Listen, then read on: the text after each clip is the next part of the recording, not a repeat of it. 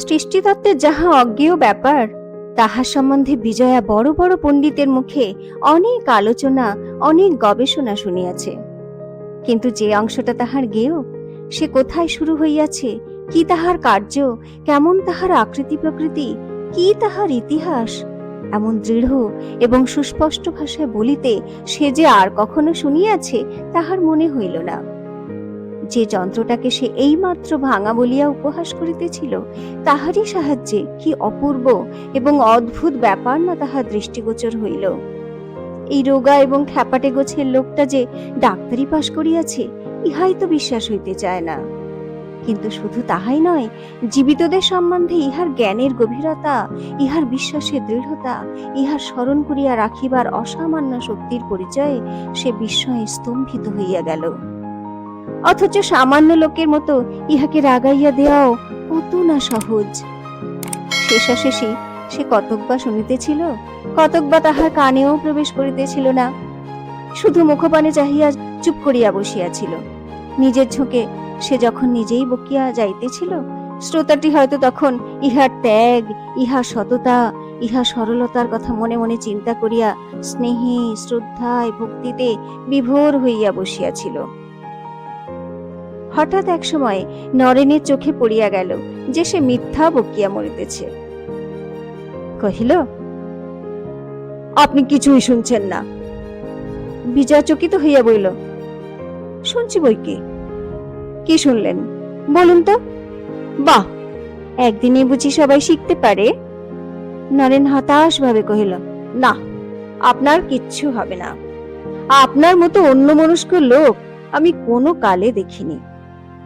বিজয়া লেশমাত্র অপ্রতিভ না হইয়া বলিল, একদিনেই বুঝি হয়? আপনারই নাকি একদিনে হয়েছিল। নরেন হো হো করিয়া হাসিয়া উঠিয়া বলিল, আপনার যে 100 বছরেও হবে না, তাছাড়া এসব শেখাবেই বা কে? বিজয়া মুখ টিপিয়া হাসিয়া কহিল, আপনি, নইলে ওই ভাঙা যন্ত্রটা কে নেবে? নরেন্দ্র গম্ভীর হইয়া কহিল, আপনার নিয়েও কাজ নেই, আমি শেখাতেও পারবো না। বিজয়া কহিল, তাহলে ছবি আঁকা শিখিয়ে দিন, সে তো শিখতে পারবো। নরেন উত্তেজিত হইয়া বলিল, তাও না, যে বিষয়ে মানুষের নাওয়া খাওয়া জ্ঞান থাকে না, তাতেই যখন মন দিতে পারলেন না, মন দেবেন ছবি আঁকাতে? কিছুতেই না। তাহলে ছবি আঁকাও শিখতে পারবে না? না। বিজয়া ছদ্ম গাম্ভীর্যের সহিত কহিল, কিছুই শিখতে না পারলে কিন্তু মাথায় সত্যি সত্যি শিং বেরোবে। তাহার মুখের ভাবে ও কথায় নরেন পুনরায় উচ্চ হাস্য করিয়া উঠিল। কহিল, সেই হবে আপনার উচিত শাস্তি। বিজয়া মুখ ফিরাইয়া হাসি গোপন করিয়া বলিল, তা বই কি, আপনার শেখাবার ক্ষমতা নেই তাই কেন বলুন না? কিন্তু চাকরেরা কি করছে, আলো দেয় না কেন? একটু বসুন, আমি আলো দিতে বলে আসি। বলিয়া দ্রুত পদে উঠিয়া দ্বারের পর্দা সরাইয়া অকস্মাৎ যেন ভূত দেখিয়া থামিয়া গেল। সম্মুখেই বসিবার ঘরের দুটা চৌকি দখল করিয়া পিতা পুত্র রাসবিহারী ও বিলাসবিহারী বসিয়া আছেন। বিলাসের মুখের উপর কে যেন এক ছোপ কালি মাখাইয়া দিয়াছে। বিজয় আপনাকে সংবরণ করিয়া লইয়া অগ্রসর হইয়া জিজ্ঞাসা করিল, আপনি কখন এলেন কাকাবাবু? আমাকে ডাকেননি কেন? রাসবিহারী শুষ্ক হাস্য করিয়া কহিলেন, প্রায় 8 ঘন্টা এসেছি মা, তুমি ও ঘরে কথাবার্তায় ব্যস্ত আছো বলে আর ডাকিনি। ওই বুঝি জগদীশের ছেলে? কি চায় ও? পাশের ঘর পর্যন্ত শব্দ না পৌঁছয় বিজয় এমনি মৃদুস্বরে বলিল, একটা মাইক্রোস্কোপ বিক্রি করে উনি এখান থেকে যেতে চান, তাই দেখাচ্ছিলেন। বিলাস ঠিক যেন গর্জন করিয়া উঠিল, মাইক্রোস্কোপ? ঠকাবার জায়গা পেলে না ও? রাসবিহারী মৃদু ভৎসনার ভাবে ছেলেকে বলিলেন, ও কথা কেন, তার উদ্দেশ্য তো আমরা জানি নে, ভালো তো হতে পারে। বিজয়ের মুখে প্রতি চাহিয়া ঈষৎ হাস্যের সহিত ঘাড় নাড়িয়া কহিলেন, যা জানি নে সে সম্বন্ধে মতামত প্রকাশ করা আমি উচিত মনে করি নে। তার উদ্দেশ্য মন্দ নাও তো হতে পারে, কি বলো মা? বলিয়া একটু থামিয়া নিজেই পুনরায় কহিলেন, অবশ্য জোর করে কিছুই বলা যায় না, সেও ঠিক। তা সে যাই হোক গে, ওতে আমাদের আবশ্যক কি?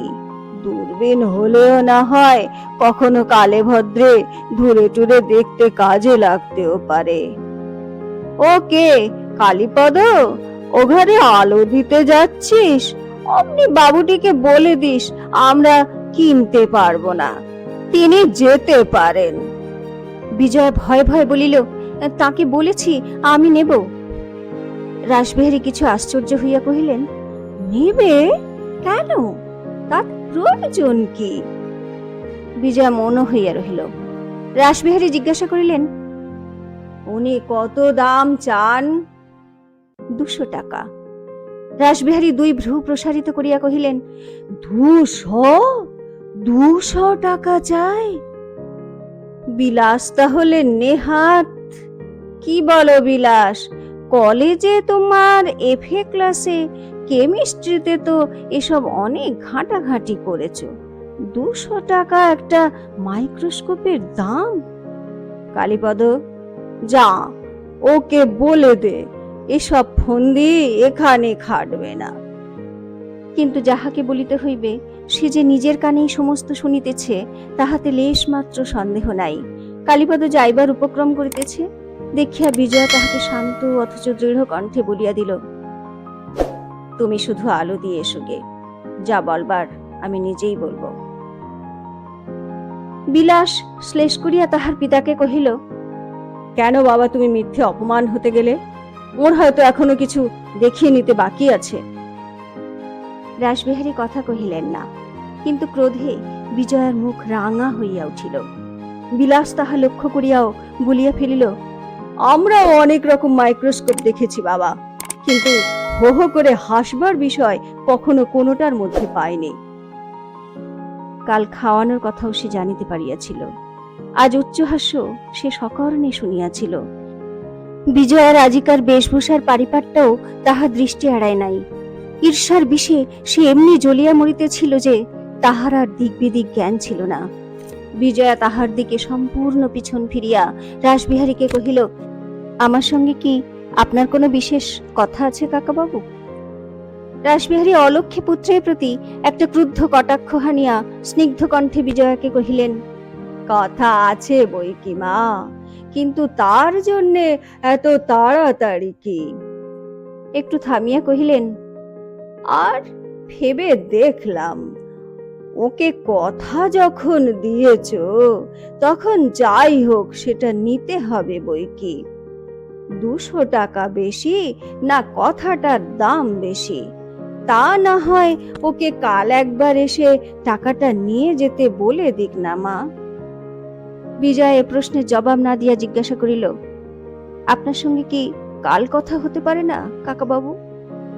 রাসবিহারী একটু বিস্মিত হইয়া বলিলেন, কেন মা? বিজয় মুহূর্তকাল স্থির থাকিয়া দ্বিধা সংকোচ সবলে বর্জন করিয়া কহিল, ও রাত হয়ে যাচ্ছে, আবার অনেক দূর যেতে হবে, ওর সঙ্গে আমার কিছু আলোচনা করবার আছে। তাহারই স্পর্ধিত প্রকাশ্যতায় বৃদ্ধ মনে মনে স্তম্ভিত হইয়া গেলেও বাহিরে তাহার লেশমাত্র প্রকাশ পাইতে দিলেন না। চাহিয়া দেখিলেন পুত্রের ক্ষুদ্র ক্ষুদ্র চক্ষু দুটি অন্ধকারে হিংস্র সাপদের মতো ঝকঝক করিতেছে এবং কি একটা সে বলিবার চেষ্টায় যেন যুদ্ধ করিতেছে। ধূর্ত রাসবিহারী অবস্থাটা চক্ষের নিমেষে বুঝিয়া লইয়া তাহাকে কটাক্ষে নিবারণ করিয়া প্রফুল্ল হাসি মুখে কহিলেন, বেশ তো মা, আমি কাল সকালেই আবার আসব। বিলাস, অন্ধকার হয়ে আসছে বাবা, চলো আমরা যাই। বলিয়া উঠিয়া দাঁড়াইলেন এবং ছেলের বাহুতে একটু মৃদু আকর্ষণ দিয়া তাহার অবরুদ্ধ দুর্দাম ক্রোধ ফাটিয়া বাহির হইবার পূর্বেই সঙ্গে করিয়া বাহির হইয়া গেলেন। বিজয়া সেই অবধি বিলাসের প্রতি একেবারেই চাহে নাই, সুতরাং তাহার মুখের ভাব ও চোখের চাহনি সচক্ষে দেখিতে না পাইলেও মনে মনে সমস্ত অনুভব করিয়া অনেকক্ষণ পর্যন্ত কাঠের মতো দাঁড়াইয়া রহিল। কালীপদ এ ঘরে বাতি দিতে আসিয়া কহিল, ও ঘরে আলো দিয়ে এসেছি মা। আচ্ছা, বলিয়া বিজয়া নিজেকে সংযত করিয়া পরক্ষণেই দ্বারের পর্দা সরাইয়া ধীরে ধীরে এ ঘরে আসিয়া উপস্থিত হইল। নরেন ঘাড় হেঁট করিয়া কি ভাবিতেছিল, উঠিয়া দাঁড়াইল। তাহার নিঃশ্বাস চাপিবার ব্যর্থ চেষ্টাও বিজয়ার কাছে ধরা পড়িল। একটুখানি চুপ করিয়া নরেন দুঃখের সহিত কহিল, এটা আমি সঙ্গে নিয়ে যাচ্ছি, কিন্তু আজকের দিনটা আপনার বড় খারাপ গেল। কি জানি কার মুখ দেখে সকালে উঠেছিলেন। আপনাকে অনেক অপ্রিয় কথা আমিও বলেছি, ওরাও বলে গেলেন। বিজয়ার মনের ভিতরটায় তখনও জ্বালা করিতেছিল। সে মুখ তুলিয়া চাহিতেই তাহার অন্তরের দাহ দুই চক্ষে দীপ্ত হইয়া উঠিল। অবিচলিত কণ্ঠে কহিল, তার মুখ দেখেই যেন আমার রোজ ঘুম ভাঙে। আপনি সমস্ত কথা নিজের কানে শুনেছেন বলেই বলছি যে আপনার সম্বন্ধে তারা যেসব অসম্মানের কথা বলেছেন সে তাদের অনধিকার চর্চা। কাল তাদের আমি তা বুঝিয়ে দেব। অতিথির অসম্মান যে তাহার কিরূপ লাগিয়াছে নরেন তাহা বুঝিয়াছিল, কিন্তু শান্ত সহজভাবে কহিল, আবশ্যক কি? এসব জিনিসের ধারণা নেই বলেই তাদের সন্দেহ হয়েছে, নইলে আমাকে অপমান করায় তাদের কোনো লাভ নেই। আপনার নিজেরও তো প্রথমে নানা কারণে সন্দেহ হয়েছিল, সে কি অসম্মান করার জন্যে? তারা আপনার আত্মীয়, শুভাকাঙ্ক্ষী, আমার জন্যে তাদের ক্ষুণ্ণ করবেন না। কিন্তু রাত হয়ে যাচ্ছে, আমি চাই। কাল কি পরশু একবার আসতে পারবেন? কাল কি পরশু? কিন্তু আর তো সময় হবে না। কাল আমি যাচ্ছি। অবশ্য কালই চলে যাওয়া হবে না, কলকাতায় কয়েকদিন থাকতে হবে। কিন্তু আর দেখা করবার। বিজয়ার দুই চক্ষু জলে ভরিয়া গেল। সে না পারিল মুখ তুলিতে, না পারিল কথা কহিতে। নরেন আপনি একটু হাসিয়া ফেলিয়া বলিল, আপনি নিজে এত হাসাতে পারেন, আর আপনারই এত সামান্য কথায় এমন রাগ হয়? আমি বরঞ্চ একবার রেগে আপনাকে মোটা বুদ্ধি প্রভৃতি কত কি বলে ফেলেছি, কিন্তু তাতে তো রাগ করেননি, বরঞ্চ মুখ টিপে হাসছিলেন দেখে আমার আরো রাগ হচ্ছিল। কিন্তু আপনাকে আমার সর্বদা মনে পড়বে, আপনি ভারী হাসাতে পারেন। ক্ষান্ত বর্ষণ বৃষ্টির জল দমকা হাওয়ায় যেমন করিয়া পাতা হইতে ঝরিয়া পড়ে, তেমনি শেষ কথাটায় কয়েক ফোঁটা চোখের জল বিজয়ার চোখ দিয়া টপটপ করিয়া মাটির উপর ঝরিয়া পড়িল। কিন্তু পাছে হাত তুলিয়া মুছিতে গেলে অপরের দৃষ্টি আকৃষ্ট হয়, এই ভয়ে সে নিঃশব্দে নত মুখে স্থির হইয়া দাঁড়াইয়া রহিল। নরেন বলিতে লাগিল, এটা নিতে পারলেন না বলে আপনি দুঃখিত। বলিয়া সহসা কথার মাঝখানে থামিয়া গিয়া এই কাণ্ডজ্ঞান বর্জিত বৈজ্ঞানিক চক্ষের নিমিষে এক বিষম কাণ্ড করিয়া বসিল। অকস্মাৎ হাত বাড়াইয়া বিজয়ার চিবুক তুলিয়া ধরিয়া সবিস্ময়ে বলিয়া উঠিল, এ কি, আপনি কাঁদছেন? বিদ্যুৎ বেগে বিজয়া দুই পা পিছাইয়া গিয়া চোখ মুছিয়া ফেলিল। নরেন হতবুদ্ধি হইয়া শুধু জিজ্ঞাসা করিল, কি কি হলো? এ সকল ব্যাপার সে বেচারার বুদ্ধির অতীত। সে জীবাণুদের চিনে, তাহাদের নাম ধাম জ্ঞাতিগোত্রের কোনো খবর তাহার অপরিজ্ঞাত নয়। তাহাদের কার্যকলাপ রীতিনীতি সম্বন্ধে কখনো তাহার এক বিন্দু ভুল হয় না। তাহাদের আচার ব্যবহারের সমস্ত হিসাব তাহার নখাগ্রে।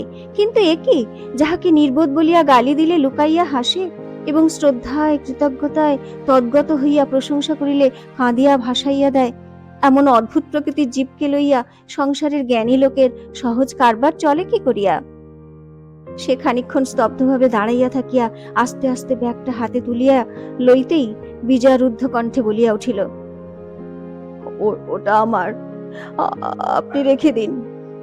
বলিয়া কান্না আর চাপিতে না পারিয়া দ্রুত পদে ঘর ছাড়িয়া চলিয়া গেল। সেটা নামাইয়া রাখিয়া নরেন হতবুদ্ধির মতো মিনিট দুই তিন দাঁড়াইয়া থাকিয়া বাহিরে আসিয়া দেখিল কেহ কোথাও নাই। আরো মিনিট খানেক চুপ করিয়া অপেক্ষা করিয়া অবশেষে শূন্য হাতে অন্ধকার পথ ধরিয়া প্রস্থান করিল। বিজয়া ফিরিয়া আসিয়া দেখিল ব্যাগ আছে, মালিক নাই। সে টাকা আনিতে নিজের ঘরে গিয়াছিল, কিন্তু বিছানায় মুখ গুজিয়া কান্না সামলাইতে যে এতক্ষণ গেছে তাহার হুঁশ ছিল না। ডাক শুনিয়া কালীপদ বাহিরে আসিল। প্রশ্ন শুনিয়া সে মুখে মুখে সাংসারিক কাজে বিরাট ফর্দ দাখিল করিয়া কহিল, সে ভিতরে ছিল, জানেও না বাবু কখন চলিয়া গিয়েছেন। দারোয়ান কানাই সিং আসিয়া বলিল, তাহার ডাল নামাইয়া চাপাটি গড়িতেছিল। কোন ফুরসদে যে বাবু চুপসে বাহির হইয়া গেছেন তাহার মালুম নাই।